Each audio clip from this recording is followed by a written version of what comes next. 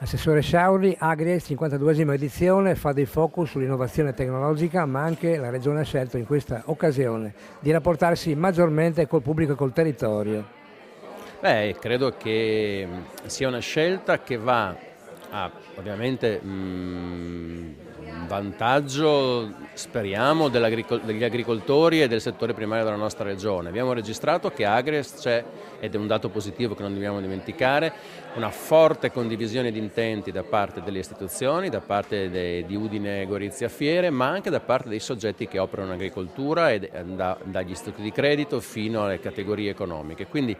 in questa unità io credo che si debba anche cogliere l'occasione per un confronto serio, non tanto sull'elenco delle criticità che purtroppo rimangono, ma anche sulla possibilità di trovare alcune soluzioni. La prima che abbiamo messo in campo, su cui crediamo molto, è quella di innervare, di dare forza alla nostra agricoltura con maggiore ricerca e innovazione. Quindi uno dei convegni